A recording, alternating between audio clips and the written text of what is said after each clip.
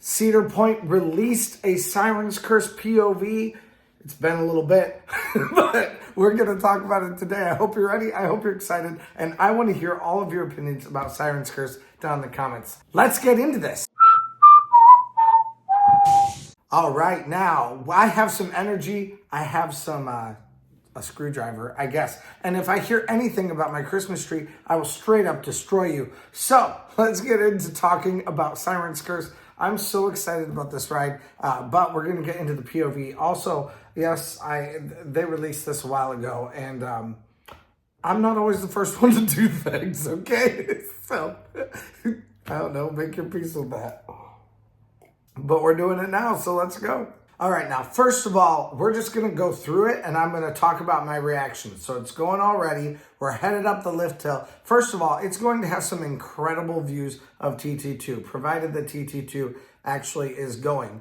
And you can see my video about that. I'll have it linked up here about TT2 and all my thoughts on that regarding also Siren's Curse 2. But also, right here, this view of the entire park while we're just waiting to like tilt. We're not quite there yet, but we're about ready to tilt is incredible. I'm so excited. And then you look down on this pathway full of these ants of people just waiting for us to come down. They'll be watching at the bottom, and like, what a great place for you to get a picture with your, like, of your family, get a picture of you. Anyway, we've got a loop here.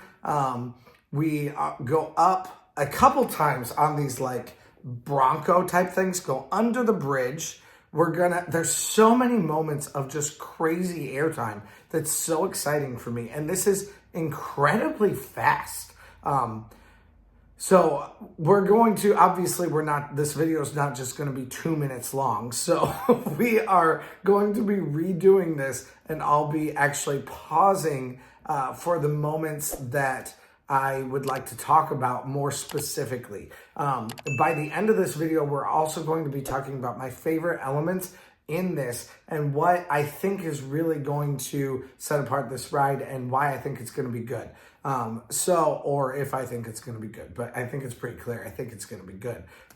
So let's get into it. We're going the second time right now, and this time we'll do a little bit more pausing. So first of all, like I said, this view of TT2, I think is going to be really, really cool. Being able to watch it go up and down, I think is definitely going to be really cool. It's kind of a weird thing watching TT2 go up that spike, because as it goes up that spike, it's almost like it just stays suspended in the air for just a second and then it comes back down. And it's very surreal watching it. It's even more surreal experiencing it. But watching it from this vantage point, I think is going to be really cool. Then we will stop and we will wait. Now, first of all, I mean, first of all, this is going to just have some incredible variance, I guess, in the way that it's going to feel. Because if you're at the front, you're going to go just down. But if you're at the back, you're going to go up and watch it like come into view. It's going to be a really weird experience being at the back of this. I think that tilt thing and being at the back of the train as you go up like this is going to just really be something that's going to like blow people's mind and is really going to freak a lot of people out, I think. Of course, I haven't experienced any of this yet. This is all conjecture from me, but I'm super excited about it. I think it's going to be just a crazy feeling, and it's definitely going to be something that I'm excited to experience firsthand for myself. But as we get into that and as it actually tilts down, it is going to be a really freaky moment. Now, for me, I'm going to be obsessed with just watching every part of the park. The way that tilting down like that makes the park kind of come into view in different stages until you're looking down on all the people just waiting for you to go down is definitely going to be really fun. In the speed of it, it reminds me of Mystic Timbers. Mystic Timbers is a crazy fast ride, but it doesn't go incredibly high. It's a lot of just like and different like bucking bronco kinds of elements. That's what I call them. Obviously, I'm not a thuzy, so I don't use the right terminology. Don't come to this channel if you want the right terminology. I'm not going to give it to you. But those moments when you're going up, you're getting some airtime and you're on a tilt on different ways. Those moments are really going to unsettle you, and they unsettle you on Mystic Timbers also. But Mystic Timbers only has what, like an 85-foot drop or something like that. It's not that huge of a drop, but the way that it does it, it has these lower elements that really make you feel the speed even of that smaller drop. And I think this is going to be the exact same thing. We're sitting here waiting, and on the video right now anyway, waiting to come down, and then when we are released and we head down, it's going to be crazy. Now, like I said, this is the moment also when you're just waiting up in that spot as you've tilted down, and your family, any family or friends who are too chicken to ride it, haven't been able to take pictures or video of you waiting for this massive fall, which is going to be a really unique element. Now, if I'm going to be completely honest, I'm a little bit nervous about this ride, just as what it means conceptually for Cedar Point, because this ride is such a stock ride. It's not in any way nearly as bad as Wild Mouse is, because Wild Mouse is much more of an encapsulated ride that's just one specific spot. It's almost like a ride that you could take apart and put back together at a carnival and take it across the country in different carnivals. This is not that. And I do like it that this is not that. It is something that's very much specified to Cedar Point, but it is still a stock ride. It is still a ride that you can buy in this same entirety and take it to another place. It's also a ride that has been come to be known as a parking lot ride. Like, you could just take a swath of your parking lot, which is legitimately what Cedar Point did here, that and an old lot that used to be in this area where they once had a dorm also. But you can take that empty lot and you can just park a ride on top of it. I don't like that for Cedar Point. I want to see things be more customized, maybe even have some rides that actually intermingle, kind of even a la TT2, the way that TT2 goes up over Iron Dragon. It's definitely kind of the feel that I'm looking for from Cedar Point, because Cedar Point is so landlocked. Using that space is such an important part of Cedar Point's future viability. Like, you can only build so much on a peninsula before you run out of space. So it is really cool that they can do that. But anyway, though, even though I'm worried about this ride slightly conceptually, I think it is a really cool ride. And I'm very excited about being able to experience this ride at Cedar Point. Let's keep going. First of all, we come into this next airtime hill. That looks really fun. And then this next little fall that they have, it takes you right off to the right and then almost like straight down. It is really a cool element, and I think it's going to give a feeling that's very similar to Fury 325 at Carowinds, when it has that treble clef element, and you get up to the top and you kind of turn around a little bit, and it takes your breath away, and then your body just like right back down. I think that's going to be a really, really cool element that's going to set apart the ride as far as the actual feel of the ride itself. I'm not even talking about, obviously it's set apart because of the tilt element, but the tilt element is only one part of the ride. It's the most obvious part of the ride. And I don't think it's going to be the part of the ride that's going to set it apart in a fantastic way. Now we go through this first corkscrew here, and now we get into these moments where it feels like a bucking bronco. It's going to be to this way at the top of these hills.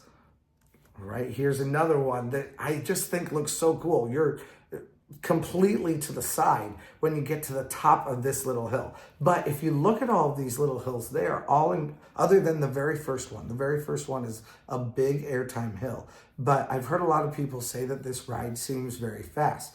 And it does seem very fast. And there's a reason for it to feel very fast. And it's because they capitalize on not needing massive hills on this ride. You've got a lot of smaller sweeping elements that are going to just make you feel the speed of this ride without it having to be Millennium Force amounts of speed. We go under that bridge, and I'm so excited to do that. One other thing that I even noticed earlier, let's go back. I completely forgot to talk about it. When you get to this part right here, you can see that the line is right next to you also. That's going to be another fun part of this ride, getting the moment to be able to watch the ride as it goes by. You're going to see it several times. Right here we see it again, and then you're going to see it as you go through this first corkscrew too. That's going to be a really exciting part of the ride queue. And Cedar Point isn't known well for doing like a lot of thematic elements inside of the ride queues. So having these moments to watch the ride is going to be really cool. And it does look like the actual entrance to the ride is going to be pretty far down. So you're going to have a decently long, but pretty straight queue from what it looks like that's going to take you in to be able to watch the ride. So as you're waiting along this larger path, you'll actually be able to really watch the ride and to enjoy your time watching it. I do think there's kind of two issues with this ride. One big issue with this ride is how short it is. It's literally, for the entire thing, 1 minute and 20 seconds. And I think the ride itself is like 45 seconds. Like most of that is going up the lift hill. So this is not like an incredibly luxurious, like this is more of like a blink and you miss it kind of a ride. But I do think the elements inside of it are pretty insanely cool. So we've got those moments where you're going to, again, do those bucking bronco moves. We go underneath the only element at Cedar Point that goes underground. The only other one that goes underground is Blue Streak, and Blue Streak goes underground just because it's cut out of the ground just a little bit, and then you go into it right at the very, very first part where you turn around, going onto Blue Streak before you go up the lift hill. Like that is the queue that's right in front of it. So, and it does look like here there's a little bit more of a larger queue area that's kind of covered. That'll be nice also that it's covered on those hot August days in Ohio. But that's going to be a larger like queue, cattle queue kind of a thing. But then to go underneath and actually be able to watch people go under, take videos of people going under while you're waiting for the ride, that's going to be really cool.